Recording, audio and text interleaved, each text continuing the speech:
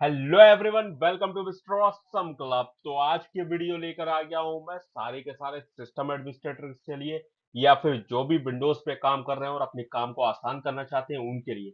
मैं बताने वाला हूं आज के सेशन में आपको 25 ऐसी रन कमांड्स जिनका यूज करके आप अपने काम को बहुत ही इजीली और बहुत ही जल्दी कर सकते हैं। यानी कि इन शॉर्टकट कमांड से हम अपने जो काम कुछ मिनट के अंदर करते थे वो अब हम कुछ सेकंड के अंदर कर पाएंगे, और ये काफी यूजफुल है सारे system administrator, desktop support engineers या फिर जो भी आईटी इंजीनियर्स हैं उन सभी के लिए। छोटे लेवल से लेकर के बड़े लेवल तक सभी के काम आने वाली कमांड्स हैं। तो जल्दी से जल्दी इसे शेयर कर दिए अपने सारे के सारे आईटी फ्रेंड के साथ में। और अगर आप भी चैनल पर नए हैं तो चैनल को पहले सब्सक्राइब कर लीजिए और स्टार्ट कर लेते हैं बिना किसी देरी के। लास्ट गो। तो यहाँ पर सबसे पहली हमारी रन कमांड होने वाली ncpa.cpl, जिसका बहुत ही यूज पड़ता है आपको जब भी आपको अपने नेटवर्क कनेक्शन विंडो पर जाना हो। यानी वहां पर अगर कुछ भी आपको आईपी चेंज करना है, चेक करना है, कुछ भी करना है तो इसकी जरूरत पड़ती है। कैसे यूज करते हैं चलिए दिखा। तो सबसे पहले अगर जिन लोगों को ये नहीं पता है कि रन प्रॉम्प्ट ओपन कैसे करते हैं तो इसके लिए मैं बता दूं आपको। यहाँ पर विंडो के साथ में आर की को प्रेस करना पड़ता है। जब आप विंडो के साथ में आर की को प्रेस करेंगे तो वहां पर आप यूज कर पाएंगे अपने रन प्रॉम्प्ट को। तो देखिए मैं यहाँ पर आपको विंडो आर करके सबसे पहले दिखाता हूँ। तो मैंने यहाँ पर विंडो आर कर देता हूँ और आपको कुछ इस तरीके का प्रॉम्प्ट यहाँ पर ओपन होकर मिलेगा। देखो ये हमने विंडो आर है यहाँ पर। तो रन प्रॉम्प्ट में हमें क्या लिखना है, यहाँ पर हमें सबसे पहले यहाँ पर लिखना है ncpa.cpl। मैं यहाँ पर जो भी पहले से लिखा है वो सारा हटा देता हूँ यहाँ पर और यहाँ पर टाइप कर देता हूँ ncpa.cpl। राइट, मैं इस तरीके से cpa.cpl करूंगा, एंटर करता हूं मैं। तो देखो मैं यहाँ पर जो नेटवर्क कनेक्शन की विंडो है वो हमें ओपन हो जाएगी इस तरीके से। और मेरे जो भी कनेक्शन है वो यहाँ पर शो हो जाएंगे। जैसे मेरा ब्लूटूथ का कनेक्शन कनेक्टेड नहीं है, मेरा ईथरनेट का कनेक्शन यहाँ पर कनेक्टेड है, तो मुझे यहाँ पर ये नेटवर्क शो कर रहा है। राइट, यहाँ पर आप जो भी अपने नेटवर्क कनेक्शन के, यानी आपको आईपी चेक करना है, आप स्टेटस में जाके आईपी चेक कर सकते हैं। आप इस तरीके से यहाँ पर आईपी देख सकते हैं कि आपको आईपी क्या मिला हुआ है या फिर आपके पास से उसका मैक एड्रेस क्या है, वो सारी इन्फॉर्मेशन। अगर चेंज करना है तब भी आप प्रॉपर्टीज में जाके इसे चेंज कर सकते हैं। यहाँ पर प्रॉपर्टीज में आपको जाना होगा, IP4 का आईपी यूज कर रहे हैं तो यहाँ प्रॉपर्टीज में अभी ऑप्शन है, आप यूज द फॉलोइंग करके अपना मैनुअल आईपी यहाँ पर सेट कर सकते हैं। राइट, तो इस तरीके से हम ncpa.cpl का यूज करते हैं जो काफी यूजफुल है। इसके बाद जो दूसरी कमांड है हमारी वो है यहाँ पर। इसके बाद अगली कमांड है यहाँ पर diskmgmt.msc, जिसका यूज होता है डिस्क मैनेजमेंट यूटिलिटी के लिए। यानी अगर आप अपने हार्ड डिस्क, अपने पार्टीशन, इन सबको मैनेज करना चाहते हैं तो आप यहाँ पर कर सकते हैं। कैसे यूज करते हैं तो इसके लिए यहाँ पर आपको विंडो आर करके यहाँ पर टाइप करना होगा आपको disk mgmt.msc। और आप जैसे ही टाइप करके एंटर करेंगे तो वहां पर आपको इस तरीके की डिस्क मैनेजमेंट की विंडो ओपन हो जाएगी, जहां पर आप अपने डिस्क को देख सकते हैं। हमारे पास डिस्क यहाँ पर अवेलेबल है, हमें वर्चुअल मशीन यूज कर रहा है, इसमें 20 GB दिखा रहा है। आपकी अगर 500 GB है या 1 TB है, जो भी आपको शो करेगा वहां पर। और साथ ही आप वहां पर अपने पार्टीशन को मैनेज कर सकते हैं। अगर आपको नया पार्टीशन बनाना है तो आप नया पार्टीशन बना सकते हैं, डिलीट करना है तो आप डिलीट कर सकते हैं, सारी चीजें यहाँ से कर सकते हैं। अगली कमांड है यहाँ पर आपकी devmgmt.msc। इस कमांड का यूज करके आप अपने डिवाइस मैनेजर को देख सकते हैं, जिसमें आप अपने जो भी डिवाइसेस कनेक्ट हैं उन सबको देख सकते हैं, उनके ड्राइवर्स अवेलेबल है या नहीं है वो इन्फॉर्मेशन देख सकते हैं। जैसे तो यहाँ पर हम टाइप करेंगे devmgmt.msc। राइट, हम ये कमांड जैसे ही टाइप करेंगे तो हमें कुछ इस तरीके का डिवाइस मैनेजर ओपन होकर मिलेगा, जहाँ पर आप देख सकते हैं हमारी सारी डिवाइसेस यहाँ पर शो हो रही हैं जो भी हमारे सिस्टम में हमारे डेस्कटॉप में कनेक्टेड है। जैसे यहाँ पर आपकी ऑडियो इनपुट के लिए जो भी कनेक्टेड है वो आपको शो होगी, बैटरीज में जो भी कनेक्टेड है वो आपको शो होगी, ब्लूटूथ डिवाइस, आपको कंप्यूटर की जो भी और डिवाइस है आपका, या फिर डिस्क ड्राइव है, आपको डिस्प्ले अडेप्टर है, वो सारी चीजें आपको यहाँ पर शो होंगी। साथ ही अगर आपके यहाँ पर कोई ड्राइवर अवेलेबल नहीं है तो वहां पर आपको वार्निंग साइन के साथ वहां पर आपको शो होगी। या फिर आप यहीं पर क्लिक करके अपने ड्राइवर को भी आप अपडेट कर सकते हैं या फिर डिसेबल कर सकते हैं, इंस्टॉल कर सकते हैं। वो सारे ऑप्शन आपको यहाँ डिवाइस मैनेजर में मिल जाते हैं। इसके बाद अगली कमांड है यहाँ पर compmgmt.msc, यानी compmgmt.msc। इससे आप क्या देख सकते हो, अपने कंप्यूटर मैनेजमेंट का कंसोल देख सकते हो। जैसे मैं आपको शो करता हूँ तो यहाँ पर हम सबसे पहले क्या करेंगे, विंडो आर में कमांड यहाँ पर डालेंगे हम compmgmt.msc। राइट, ये कमांड जैसे ही हम यहाँ पे एंटर करेंगे तो इसमें हमें मिलेगा यहाँ पर हमारा कंप्यूटर मैनेजमेंट का कंसोल। तो ओपन हो जाने देते हैं इसे।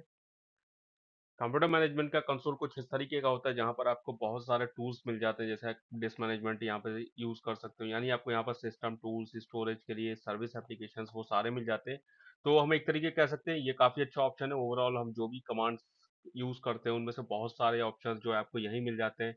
जैसे आपको टास्क शेड्यूलर चाहिए, आपको इवेंट व्यूअर चाहिए, आपको शेयर्ड फ़ोल्डर देखना है कि आपके नेटवर्क में कौन से जो फ़ोल्डर है वो शेयर हो सकें, आपको यूज़र जो है वो मैनेज करनी है, आपको परफॉर्मेंस देखनी है सिस्टम की, तो वो भी आप यहाँ से मैनेज कर सकते हैं। डिवाइस मैनेजर को भी देख सकते हैं, डिस्क मैनेजमेंट को देख सकते हैं, अपनी सर्विसेज को, एप्लीकेशंस को देख सकते हैं। तो ये काफ़ी अच्छा ऑप्शन है आपका जो कंप्यूटर मैनेजमेंट का है। इसके बाद जो अगली कमांड है हमारे पास यहाँ पे, वो है lusr/mgr.msc, यानी कि इससे आप क्या कर सकते हो, अपने लोकल यूजर मैनेजमेंट कंसोल यहाँ पर आपको शो होगा, यानी अपने यूजर्स को आप मैनेज कर सकते हो। जैसे तो आप यहाँ देखोगे हम कमांड टाइप करते हैं यहाँ पर lusr/mgr.msc, और जैसे ही हम इसे क्लिक करेंगे तो यहाँ पर हमें ये लोकल यूजर मैनेजर का जो या एक कंसोल खुल जाएगा जहाँ पर आप यूजर या ग्रुप मैनेज कर सकते हो। आपको यहाँ यूजर दिख रहे हैं जो भी पहले से बने हुए, आपको नया यूजर बनाना है तो आप नया यूजर भी बना सकते हो यहाँ पर, या फिर आपको किसी यूजर का पासवर्ड चेंज करना है वो आप पासवर्ड चेंज कर सकते हो, और कोई भी प्रॉपर्टी आपको चेंज करनी है वो कर सकते हो आप। अपने ग्रुप्स को मैनेज कर सकते हो, कोई नया ग्रुप बनाना है, कुछ आपको मैनेज करना है, कोई अकाउंट के अंदर चेंज करना है, वो सारे काम यहाँ से किए जा सकते हैं। अगली कमांड है यहाँ पर gpedit.msc, जिसका यूज जो होता है वो ग्रुप पॉलिसी एडिटर के रूप में होता है, यानी आप अपनी कोई भी ग्रुप पॉलिसी को चेंज कर सकते हो, अपने सिस्टम के ऊपर कोई भी पॉलिसी आप अप्लाई कर सकते हो या फिर उसे हटा सकते हो। जैसे मैं आपको दिखाता हूँ ये, तो यहाँ पर देखिए हम लिखते हैं gpedit.msc, और जैसे मैं एंटर करूंगा तो यहाँ पर अब मुझे ग्रुप पॉलिसी एडिटर का जो कंसोल है वो ओपन हो जाएगा इस तरीके से। यहाँ पर मैं अपनी लोकल ग्रुप पॉलिसीज को एडिट कर सकता हूँ, यानी अगर मुझे सिस्टम पे कोई भी अगर पॉलिसी लगानी है तो वो मैं पॉलिसीज लगा सकता हूँ। यहाँ पे बहुत सारी पॉलिसीज हैं, अगर आप देखोगे तो यहाँ पर बहुत सारी पॉलिसीज अवेलेबल है, यानी सिस्टम पे आपको कुछ भी करना हो, कोई ग्रुप आपको क्रोम ब्लॉक करना है, कोई एप्लीकेशन ब्लॉक करनी है, या कुछ भी आपको चेंजेस करने हैं, वो सारे यहाँ पर बहुत सारी आपको यहाँ पर सेटिंग्स मिल जाती हैं, राइट। इसके बाद चलते हैं नेक्स्ट। इसके बाद अगली पॉलिसी है यहाँ पर हमारे पास secpol.msc, जिसका यूज जो होता है वो आपकी लोकल सिक्योरिटी पॉलिसीज के लिए होता है, यानी आपको इस कमांड से शो होगा आपका जो कंसोल है लोकल सिक्योरिटी पॉलिसीज का। जैसे मैं आपको दिखाता हूँ, तो यहाँ पर हम टाइप कर देते हैं secpol.msc, और जैसे ही मैं secpol.msc करूँगा यहाँ पर एंटर कर देता हूँ तो मेरे सामने एक कंसोल ओपन हो जाएगा जो कि है मेरी लोकल सिक्योरिटी पॉलिसीज का। यहाँ पर मैं अकाउंट की पॉलिसीज को अप्लाई कर सकता हूँ, password policy, account lockout policy, और भी मैं बहुत सारी यूजर राइट्स, या फिर मैं यहाँ पर आप देखोगे हमारी सॉफ्टवेयर रिस्ट्रिक्शन पॉलिसी, पब्लिक की पॉलिसी, हमारी नेटवर्क लिस्ट मैनेजर पॉलिसी, बहुत सारी पॉलिसीज को यहाँ पर भी मैं अप्लाई कर सकता हूँ। इसके बाद अगली कमांड है हमारे पास यहाँ पर regedit, यानी कि इसका जो यूज होता है वो आपके रजिस्ट्री एडिटर के लिए होता है। आपके विंडोज की जो भी रजिस्ट्रीज हैं आप उसमें एडिट कर सकते हैं। यहाँ पर मैं टाइप करता हूँ regedit और एंटर कर देता हूँ, और जैसे मैं करूँगा यहाँ पर आपको इस तरीके से प्रॉम्प्ट ओपन होगा जो कि रजिस्ट्री एडिटर का है, जिसमें हम अपने सिस्टम के जो भी आपके सारे फंक्शंस चल रहे हैं उनमें कुछ भी चेंज कर सकते हैं। हम इस रजिस्ट्री को एडिट करके हमारे सिस्टम के सारे फंक्शन, ट्रबल शूटिंग में काफ़ी हेल्प करता है ये, आप जिससे हम काफ़ी सारी चीज़ें को सॉल्व कर सकते हैं यहाँ पर। अगली कमांड है हमारी यहाँ पर fbiz.cpl, जिसका जो यूज़ होता है वो आपके प्रोग्राम फीचर विंडो को ओपन करने के लिए होता है, जहाँ से आप अपने सॉफ्टवेयर को इंस्टॉल अनइंस्टॉल कर सकते हैं, देख सकते हैं। जैसे मैं आपको दिखाता हूँ ये, तो इसके लिए मैं यहाँ पर टाइप कर देता हूँ appbiz.cpl, और जैसे मैं एंटर करूँगा तो मेरा यहाँ पर जो प्रोग्राम एंड फीचर का विंडो है वो ओपन हो जाएगा कुछ इस तरीके से, जहाँ पर मुझे जो भी एप्लीकेशन इंस्टॉल्ड है वो दिखेंगे, और मैं साथ ही अगर कोई एप्लीकेशन अनइंस्टॉल करना चाहता हूँ तो मैं उसे भी यहाँ पे राइट क्लिक करके अनइंस्टॉल कर सकता हूँ। जैसे मेरे ये सिस्टम पे देखो ये अनइंस्टॉल के लिए भी आ रहा है। बाकी और भी बहुत सारे, जैसे आपको विंडो फीचर में कुछ अगर आपको अपने सिस्टम में ऐड करना है, इनेबल डिसेबल करना है, जैसे हाइपर वी है या और भी बहुत सारी चीज़ें, टेलनेट है, वो सारी चीज़ें आप यहाँ से ऐड कर सकते हो। तो ये भी काफ़ी यूज़फुल कमांड है। अगली कमांड है हमारी यहाँ पर ms config का यूज़ किसके लिए होता है, आपकी सिस्टम कॉन्फ़िगरेशन की यूटिलिटी को ओपन करने के लिए, जिसके लिए हम जब ms config को ओपन करेंगे तो यहाँ पर हमें कुछ इस तरीके का विंडो ओपन होकर मिलेगा, जिसमें हमारे पास बहुत सारे अपनी विंडोज़ को कॉन्फ़िगर करने के लिए सिस्टम कॉन्फ़िगरेशन के ऑप्शन मिलते हैं। जैसे आप नॉर्मल स्टार्टअप चाहते हैं, डायग्नोस्टिक स्टार्टअप चाहते हैं, या फिर आप बूट में देख सकते हैं आपके पास कितने ऑपरेटिंग सिस्टम इंस्टॉल्ड हैं, आपको सेव बूट में ओपन करना है या टाइम आउट कितना आना चाहिए उनके बीच में, जीयूआई बूट चाहिए या फिर नहीं चाहिए, सर्विसेज आप सारी देख सकते हैं कौन कौन सी आपके सिस्टम पे चल रही है। स्टार्टअप के लिए आप यहाँ पर देख सकते हैं, या फिर आप टूल्स के बारे में देख सकते हैं कौन कौन से टूल्स आपके यहाँ चल रहे हैं, वो सारी चीज़ें आप यहाँ पर एक्चुअली देख सकते हैं, राइट। इसके बाद अगला ऑप्शन है यहाँ पर टास्क मैनेजर का। तो टास्क मैनेजर बारे में आप सभी जानते होंगे। टास्क मैनेजर का जो यूज़ होता है वो आपके सिस्टम में टास्क को मैनेज करने के लिए आपके सिस्टम में जो भी रन हो रहा है, जो भी एप्लीकेशन रन हो रहा है, वो सारे या प्रोसेस रन हो रही हैं, सर्विसेज रन हो रही हैं, वो सारी चीज़ें यहाँ पर शो होती हैं, जैसे मैं आपको दिखाता हूँ। इसके लिए हम यहाँ पर सिंपली टाइप कर सकते हैं टास्क mgr और हमारा टास्क मैनेजर जो है वो ओपन हो जाएगा इस तरीके से। जहाँ पर हम देखो मोर डिटेल पे क्लिक करेंगे तो हमें यहाँ पर सबसे पहले क्या प्रोसेस हमारी दिख रही है, कौन कौन सी प्रोसेस चल रही है। मेरे सिस्टम मैंने एप्लीकेशन टास्क मैनेजर रन करा है, बाकी बैकग्राउंड प्रोसेस बहुत सारी रन हो रही है। परफॉर्मेंस में आप अपने सिस्टम के सारे सीपीयू रैम इन सब की परफॉर्मेंस देख सकते हैं, कितना यूज हो रहा है, कितना फ्री है। ऐप हिस्ट्री देख सकते हैं, स्टार्टअप के बारे में देख सकते हैं, या फिर यूजर्स में देख सकते हैं कौन सा यूजर आपका रनिंग में या कितने रिसोर्सेज को रन कर रहा है, सर्विसेज देख सकते हैं आप। यहाँ पे सारी चीजें इन्फॉर्मेशन आपको मिल जाती है। अगली कमांड है हमारे पास यहाँ पर इवेंट VWR। इस कमांड का यूज किसके लिए होता है? आपकी इवेंट व्यूअर को ओपन करने के लिए होता है, जिससे आप अपने इवेंट व्यूअर में आप बस अपने सारे इवेंट्स को, अपने लॉग्स को आप देख सकते हो, जैसे मैं आपको दिखाता हूँ। तो इसके लिए हम यहाँ पर टाइप करेंगे इवेंट VWR और यहाँ पर हम जैसे ही एंटर करेंगे तो उसी वैसे ही हमारी यहाँ पर इवेंट व्यूअर की जो विंडो है, जो कंसोल है, वो खुल जाएगा इस तरीके से, जिसमें आप यहाँ पर अपने लॉग्स वगैरह सारी चीज़ों को यहाँ पर देख सकते हो। जैसे देखो विंडो के लॉग्स मुझे यहाँ पर सारे दिख रहे हैं, एप्लीकेशन रिलेटेड मेरे पास इतने सिक्योरिटी के, सेटअप के या फिर सिस्टम के सारे लॉग्स मुझे यहाँ दिख रहे हैं। एप्लीकेशन सर्विस लॉग हम देख सकते हैं यहाँ पर, अगर हमारे पास अवेलेबल होंगे। सब्सक्रिप्शन के लॉग देख सकते हैं, वैसे अभी मेरे पास कोई अवेलेबल नहीं है, बट अगर आपके पास होता है तो वो भी आप यहाँ पर देख सकते हो। तो सारे के सारे जो लॉग्स हैं वो आपको इवेंट व्यूअर में मिल जाते हैं और आप सिंपली इस तरीके से उसे तुरंत ओपन भी कर सकते हैं, राइट। इसके बाद अगली कमांड है हमारे पास यहाँ पर MS-Info 32। इस कमांड से आप सिस्टम इंफॉर्मेशन विंडो आपके सामने शो होगी, आप सिस्टम की सारी इंफॉर्मेशन अपने से वहीं विंडो पर चेक कर सकते हैं कि आपके सिस्टम में कितना रैम, प्रोसेसर या सब कुछ आप चेक कर सकते हैं। दिखाता हूँ मैं आपको। इसके लिए हम टाइप करेंगे यहाँ पर MS-Info 32। Okay, just minute, MS-Info and हम यहाँ पर दे देंगे 32।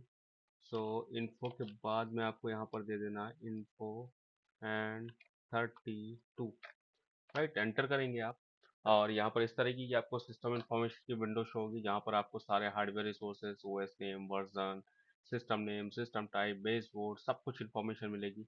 और भी इन्फॉर्मेशन चाहिए आप यहाँ हार्डवेयर रिसोर्सेज में जाके आप सारी की सारी इन्फॉर्मेशन ले सकते हैं, आपके पोस्ट हार्डवेयर मेमोरी के बारे में। और भी चाहिए कंपोनेंट में जाएंगे तो बाकी और भी आपको डिस्प्ले, पोर्ट, स्टोरेज, प्रिंटिंग, इन सब की इन्फॉर्मेशन मिलेगी। सॉफ्टवेयर की इन्फॉर्मेशन के लिए आप यहाँ जा सकते हैं, आपको सिस्टम ड्राइवर से लेके सारी इन्फॉर्मेशन यहाँ पर मिल जाएगी, या नेटवर्क कनेक्शन, सब कुछ यहाँ पर अवेलेबल, राइट। तो बहुत ही इंपॉर्टेंट आपके लिए होने वाला है ये। इसके बाद देख लेते हैं अगली कमांड है हमारे पास यहाँ पर क्लीन mgr। ये कमांड भी काफी यूजफुल है आपके लिए, इससे आपको डिस्क क्लीनअप यूटिलिटी ओपन होगी और आप अपने सिस्टम से डिस्क क्लीनअप कर सकते हैं, यानी कि जो भी आपके अननेसेसरी फाइल्स हैं वो आप क्लीन कर सकते हैं। दिखाता हूँ मैं आपको। तो हम यहाँ टाइप कर लेते हैं क्लीन mgr और जैसे ही आप एंटर करोगे तो आपके सामने कुछ इस तरीके की विंडो ओपन होगी डिस्क क्लीनअप की, जहाँ पर आपके पास ये सारे ऑप्शन है। जैसे आप डाउनलोड प्रोग्राम फाइल्स जो आपके अननेसेसरी है वो आप कर सकते हैं। आपके इंटरनेट फाइल कर सकते हैं जो टेम्पररी है, डायरेक्ट शैडो कैशे कर सकते हैं आप, डिलीवरी ऑप्टिमाइजेशन, या फिर आपका रिसाइकल बिन आपको क्लीन करना है, टेम्पररी फाइल्स क्लीन करनी है, वो सारे ऑप्शन यहाँ पर होते हैं जो कि आपके सिस्टम को काफ़ी फास्ट भी कर सकते हैं। तो ये भी काफ़ी यूजफुल है आपके लिए। इसके बाद अगली कमांड है यहाँ पर firewall.cpl। ये कमांड भी काफ़ी इंपॉर्टेंट है, इससे आपके सामने जो है विंडोज़ फायरवॉल सेटिंग ओपन होगी, जिसमें आप अपने अकॉर्डिंग उसे मैनेज कर सकते हो, आप ऑन ऑफ कर सकते हो, या कोई आपको इनबाउंड आउटबाउंड रूल बनाना है वो भी आप बना सकते हो। दिखाता हूँ मैं आपको। तो इसके लिए हम यहाँ पर टाइप करेंगे firewall.cpl और जैसे ही आप एंटर करोगे तो वहाँ पर आपके सामने कुछ इस तरीके की विंडो डिफेंडर फायरवॉल की स्क्रीन शो होगी, जहाँ पर आप चेक कर सकते हो हमारा फायरवॉल अभी ऑन हो रखा है। आपको चेंज करना है तो आप यहाँ से चेंज भी कर सकते हो, आपको ऑन करना है, ऑफ करना है, आप वो सारी चीज़ें कर सकते हो। या फिर आप यहाँ एडवांस सेटिंग में जाके आप इसे इनबाउंड आउटबाउंड रूल अगर कुछ भी आपको अप्लाई करना है तो वो भी आप यहाँ से कर सकते हो। तो ये भी काफ़ी इंपॉर्टेंट होने वाली है आपके लिए।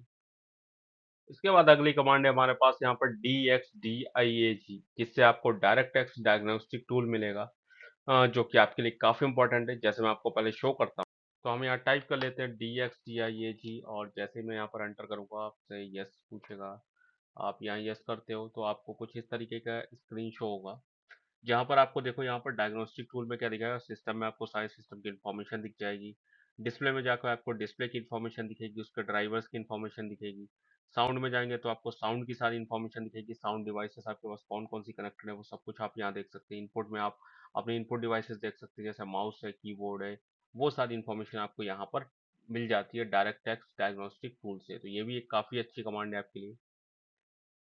अगली कमांड है इसके बाद यहाँ पर MSTSC। ये कमांड का जो यूज़ होता है वो आपका रिमोट डेस्कटॉप कनेक्शन की यूटिलिटी के लिए होता है, जिससे आप दूसरे सिस्टम का नेटवर्क के अंदर रिमोट ले सकते हैं।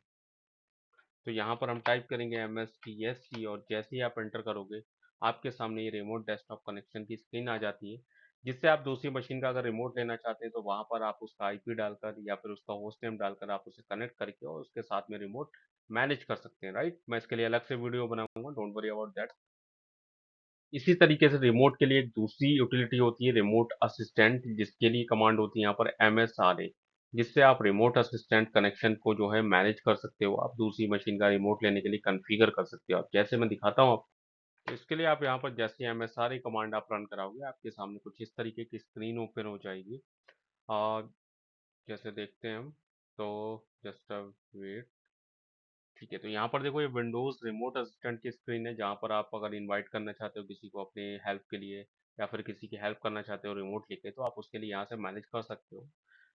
मिलते हैं इसके बाद हम ये चीज़ को डिस्कस करने के लिए नेक्स्ट वीडियो में, बट अभी हम सारी कमांड्स को रन करने वाले हैं, तो मैं बहुत ज़्यादा डिटेल में से नहीं बताने वाला हूँ यहाँ पर।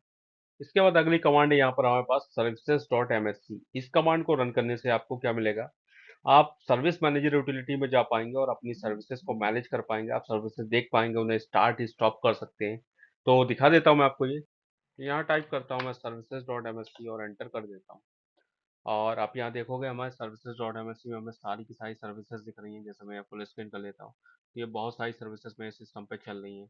किसी सी सर्विस की आपको स्टेट देखनी है तो यहाँ आपको दिख जाएगा कौन सी रनिंग है कौन सी नहीं है, मैनुअली रनिंग है या फिर ऑटोमेटिकली रनिंग कर रही है। चेंज करना है तो आप राइट क्लिक करके यहाँ स्टार्ट स्टॉप भी कर सकते हैं इसे, राइट, इस तरीके से। तो काफ़ी एक अच्छा ऑप्शन है, ये काफ़ी यूजफुल भी रहता है आपके लिए।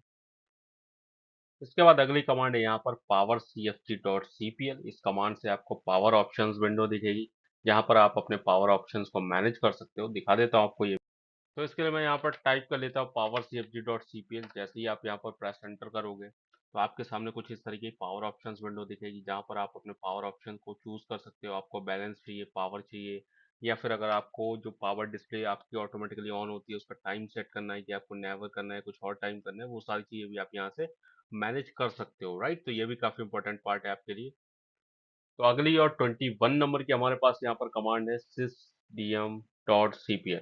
इससे आपको सिस्टम प्रॉपर्टीज की जो विंडो है वो शो होगी, जहाँ पर आप ऑप्शंस को एक तरीके से शो भी कर सकते हो, देख भी सकते हो। जैसे मैं आपको दिखा, तो आप यहाँ देखेंगे जैसे मैं यहाँ system.cpl करता हूँ, एंटर करता हूँ, तो मुझे अपने सिस्टम में कुछ इस तरीके की विंडो मिलेगी, जहाँ पर मैं अपनी सेटिंग को देख सकता हूँ। मेरा कंप्यूटर नेम क्या है, होस्ट नेम क्या है, या फिर मैं इसके अलावा इसे चेंज भी करना चाहता हूँ, चेंज कर सकता हूँ। मुझे डोमेन से जोड़ना है, मुझे अपना वर्क ग्रुप नेम देखना है, वो भी मैं यहाँ पर देख सकता हूँ।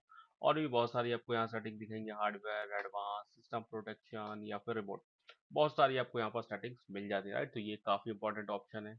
इसके बाद 22 नंबर की कमांड है हमारे पास यहाँ पर विनवर। इससे आपको अपना विंडोज का वर्जन आप चेक कर सकते हो, उसकी बिल्ड देख सकते हो, उसकी इंफॉर्मेशन ले सकते हो यहाँ पर। तो ये भी काफी इंपॉर्टेंट है, क्योंकि आपको बार बार अपने सिस्टम की विंडो या फिर आप डिफरेंट, अगर आप एक आईटी इंजीनियर हो तो आपको चेक करनी पड़ती है डिफरेंट डिफरेंट सिस्टम की। तो आप बड़ी जल्दी से कैसे चेक कर सकते हैं, इस कमांड को आपको रन करा के दिखाता हूँ मैं आपको ये भी। तो इसके लिए आप यहाँ पर जैसे ही विनवर टाइप कराओगे, एंटर करोगे, तो आपको कुछ इस तरह की विंडो मिलेगी, जहाँ पर आपको अपने सिस्टम की विंडो की इंफॉर्मेशन मिल जाएगी।